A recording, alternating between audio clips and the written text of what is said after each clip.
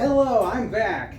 I know you don't think it's a back because this is your first time seeing this, but I just filmed this great video about my new knife and I didn't put it on video, I put it on photo. So I took a picture of my setup and then sat here and talked for about 5-10 minutes without anyone being able to ever see it. Did a great job the first time. Let's hope I can do as well this time through. I'm not a knife expert. Let's get that out right away. I have just kind of started getting into getting good kitchen knives. I've always been a cook, never a chef. I did a lot of fast order cooking for years. I worked at pizza places and like Long John Silver's and a Shoney's for a while and a snack bar at college. Now at the snack bar at the college, it was my job to train the chefs that came through that college to go out on oil rigs for Exxon and be their chef. So I did get to know a lot of chefs, even though I'm not one.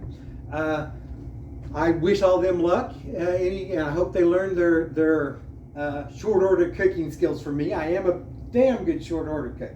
Okay, here's my history of my knives. I'm gonna go over this right off.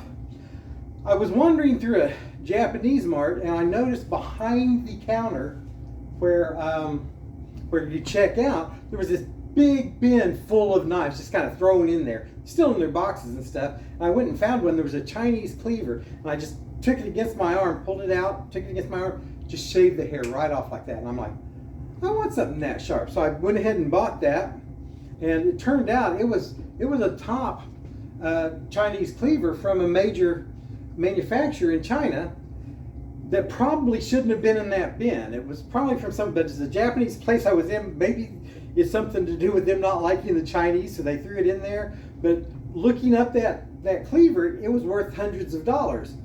I ended up giving it to my son as a present. I hope he's using it. Hope you're having a great time with that. So I went back and got me another one. This is from a different company. It's still a very nice, and it could still shave the hair on my arms. Not now. I've used it a lot since then and probably needs to be sharpened. But in fact, you can see I've done a poor job of sharpening it. There's some scratches down there on it. You can probably see the name of the manufacturer on it up here. I like the way they do that. If I ever make knives, I'm going to have to do that. Made me a little leather sheath for it. And I used that for a while. Then I just kept getting more and more interested in these. So I was at the woodworking store looking for a woodworking project I could work on, and they had knife blanks that you could make your own handle for. So I picked this up. This is a Santoku. This is a little short for most Santokus, but it's made by Zen, Z-H-E-N, the Zen company. They put out these knife blanks that are really nice knives, and it has stayed sharp for a long time, and you make your own handle for it. I didn't follow the instructions on the handle. You put the pins in, you put the little wooden piece around it, and then you just carve it. Now, they suggest carving it so it points like a modern chef knife. Oh yeah, that kind of handle. You know, it would normally look like that, where you could see the metal through it. I didn't like the look of the metal, you know, even though that proves that it's full tang. I know it's a full tang because all that metal is in there, but I made the thing a little bit bigger so I could carve finger notches in it so it would actually fit my hand perfectly, see? And a little thumb place over here. And I use this, it's become my kitchen knife. I use it for everything, chopping onions and tomatoes and carrots and cucumbers, whatever I use. I go to this knife first off now. Before that, I was using a Deek knife, regular standard D-E-I-K. My brother got me the set of these, a whole set of a bunch of them for like 50 bucks for my birthday one year. These are good workhorse knives. I know they're cheap. I know they're not great steel. That means, you know, if you need this corner here to pop on a can to break the seal so you can open a jar or something, this is the knife I go to. Don't use the tip. You'll end up breaking the tip. My tip has had some problems with this one here. I've beat it up pretty good. But it's a good sharp knife. It actually wasn't sharp out of the box. I had to take a sharpening stone to it, and then I do have a steel well, it's not a steel, it's ceramic. I like the ceramics better. And I run it down it a couple times and it pops up real nice. So I like that one. I like my ceramic. And I also use the petty knife for that. Actually, it's not a petty knife. It's a, I don't know what it is. It's a little smaller than most petty knives. But I use that when I need to do some delicate work around the tip, taking the core out of a tomato or an onion. I find that's a nice little knife for that. It's also for that same set. Then I went back to the knife store and I bought me one of those. And then, see if I can Nantucket. I want to say Nantucket. Why do I want to say Nantucket? Does it say it on it? No, it doesn't. Huh. It says Damascus steel. It's another Zen because I made the wooden handle out of Purple Heart, but I didn't leave a thing up here at the top like I did on this one here, a guard for your finger. And this one here, I went ahead and made so I could pinch grip it. Because since that first one, I've learned pinch grip is a lot nicer to, especially if you're slicing up vegetables. They call this a vegetable knife. Nakiri, I remember the name. See, I knew I would. The Nakiri is good for all kinds of vegetables. So when I want to do a lot of vegetables or something, I go with that one. And I have places for my 3 fingers and then one up there right next to the blade. And I really love this thing. I also made a Nakiri Saya, which is a wooden sheath for it. I'm still working on that. You can see it's like rounded on this side and still squared off on this side. I still got some work to do on this, but that's my project right now. So I'm gonna eventually make wooden sheaths for all of them. This one here, I love the wood grain on that. You see that? That's beautiful. So then I thought, well, I do a lot of, I am in Oklahoma, so there's a lot of fishermen around here. What do fishermen do? They fillet fish all the time. So I thought I needed a good knife for filleting fish. Where better to get a good fishing knife than the Bass Pro Shop? They know fish. They know a good flexible knife to get around those bones. So went ahead and got me one of them. And that's for that. Let's see, where are we at? Then this is my pride and joy. I saved up all my pennies for like 6 months of working Uber so I could make enough money so I could get this one. This is a Miyabi 5000. Beautiful knife. Fits so nice in the hand. Beautiful handle of that black wood. Beautiful Damascus stainless on it. You can see the patterns. It's kind of my show-off pretty knife. It's a HRC hardness of 66. For a while they were calling it 67. It says Miyabi 5000 MCD 67 actually on the knife. So let's just say it's a real hard steel, which is hard to get in a stainless of that hardness. Usually if you get up above a 62, 63 hardness, you're starting to look at high carbon steel knives, which I'll show you one here in just a minute. But this is stainless, so it doesn't get that. But the problem with getting a knife this hard is if you cut and then twist on the cutting board or try to slide something across the cutting board with it, or you're doing this and it digs in and you kind of hit the tip against the cutting board when you're chopping up and down like that, you can chip it. And once you've chipped it, then it's like a whole process of grinding it down. And in fact, it already being a 66 hardness, just sharpening it is a pain. It takes, you don't just do a couple of passes with this thing and, oh, it's back to sharp again. No, it takes some time and some work, keeping the angle right, keeping the sharpening going on that. So I'm going to try to keep this knife as sharp as it is out of the box for a long time. Also made me a little leather sheath for it.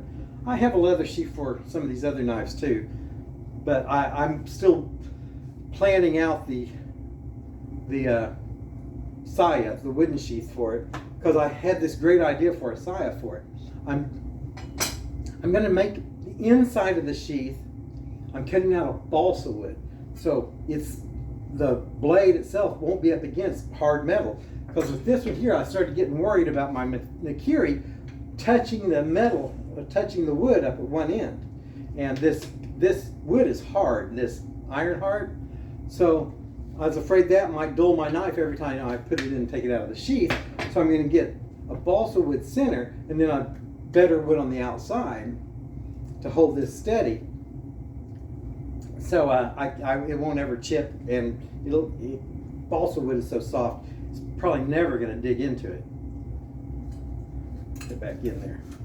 Okay, but none of that is what we're here for today. We're here today for the knife I got for my birthday from my dear, wonderful wife, who we started watching some South Korean cooking shows on Netflix. They're out right now. There's some real good ones where they take them through and do all that. And then she started watching South Korean romance novels.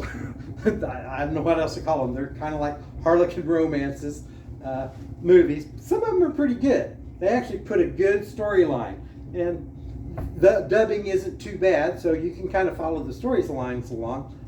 I kind of got hooked on one too, because it was about cooking and knives at the same time as being the romance story about this girl from modern day she's at a cooking contest in France trying to win whatever, and she gets sacked back into time to the Joseon era of South Korea and meets the king there, and he makes her his personal chef. Finds out she can cook, but he tells her, if you cook a different dish twice for me, I will have you killed. And of course they fall in love, and it's a great story. Romeo and Juliet story? No, there's no king in Romeo and Juliet story. It's more of a princess and the king story. But at one point in that, when she gets that back to the time, she's going through the kitchen, and she goes, "Oh, BEOSEONKO!" I didn't know what she said, but I saw the knife. She looks at this one knife, and she said, "Like the sock." And if you remember, apparently, we used to see this in a lot of the genie movies from the Middle East, but apparently they wore those socks that curved up at the tip in South Korea too, back during the Joseon era. Like that. See how it curves way up in the air like that? I'm like, why would you make a knife like that? It's an interesting shape. And so I talked my wife into getting me this for my birthday, and we had to send off for this. There's not very many people still making these. There's like one guy in South Korea making these out of railroad tracks that he finds. He cuts them up the railroad tracks and makes them, which is a pretty good steel for this, as it turns out. It's not the 66 hardness of this, and it's not the 58 hardness of this. I don't know what the hardness is. I think it seems to be about a 62, but looking up the hardness of steels for train tracks, it could be more closer to about a 56. It could be between a 49 and 50. So don't know what it is, but it's so pretty. I just wanted it. And I had been noticing, watching a lot of cooking shows again, Americans have always had to curve up on their chef knives, and that was mainly so they could do this when they're chopping. Do this chopping thing like that, or keep the knife on the board and put their knuckles up against it so you don't cut your fingers. While a lot of the Japanese knives were flat across the edge for chopping up and down like this. Especially the sushi knives, they would just have them straight and flat and going up like this. So they'd get nice, good, straight cuts, but they didn't do a lot of, up and down. They would keep their hands straight when they cut. So I'm thinking, well, why would they do this? That gives you a lot of room to come way up like this, almost perpendicular, and cut down. So I'm thinking that's what they do with it. But then I started looking at the tip, and I noticed, I use a petty knife. I also have another knife I couldn't find today that's curved, that is really small at the tip, which is great for taking the cores out of tomatoes and stuff. And if you're cooking in a restaurant and you have 500 tomatoes, that's important to be able to get that out. A lot of restaurants, you'll just cut the top bit of it off. That's a waste of product. And depending on the restaurant you're in, they will complain to you about that no end. I find with this, you just grip a hold of the whole thing, and you can core it like that, pop it right out. That was genius right there. And then, and here, let's, for safety's sake, since I'm not that good with knives yet, I'm going to go ahead and put on a knife glove. And nobody on the shows ever tell you, oh, put on a knife glove if you're going to do a lot of cutting. But I worked at restaurants enough to know sometimes you get in a hurry. I know there was one time I was using a big old butcher knife. It was actually bigger than this one, big old long one. And I was cutting lettuce, where you have to cut it in half, you just cut it into quarters or whatever, peel it apart and put it on the salad bar.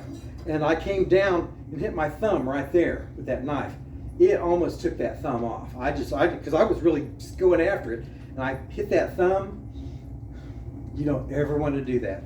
That hurt so much, bled so much. I had to go to the hospital, got stitches in the back of my thumb.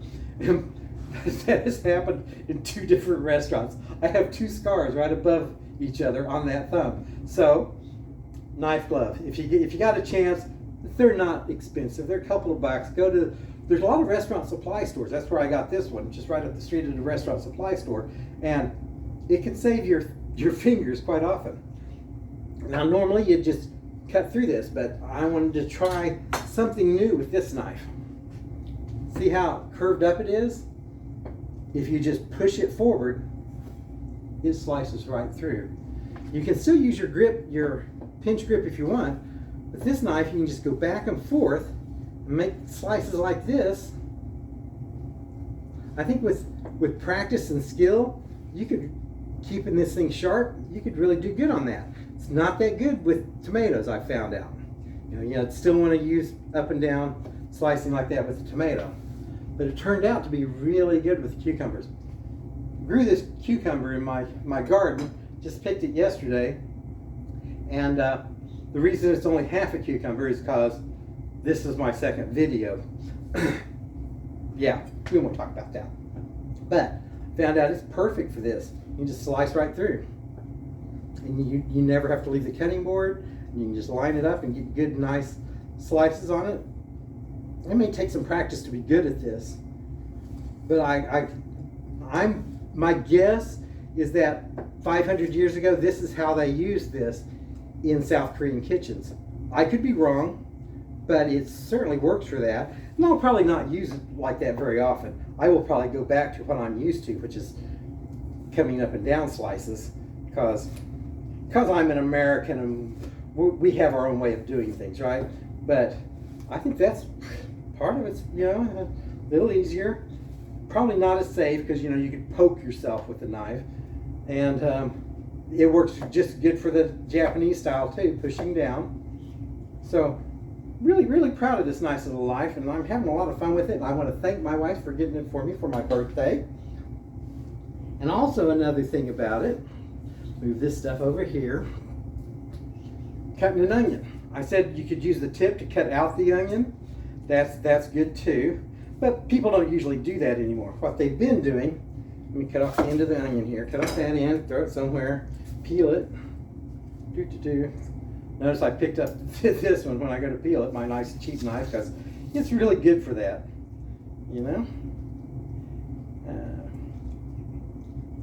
You cut off the end, you peel it. Not great at peeling onions. I hate peeling onions.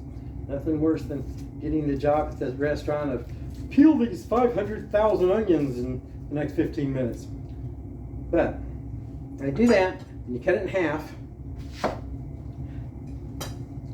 And now Rachel Ray, big fan of hers too, had all this thing about how onions are already cut in a circle.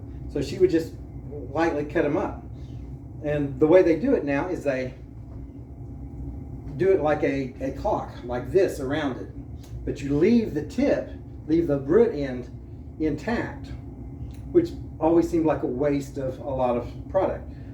If you have a nice pointed tip though, you can get that tip really close in there when you do the cuts.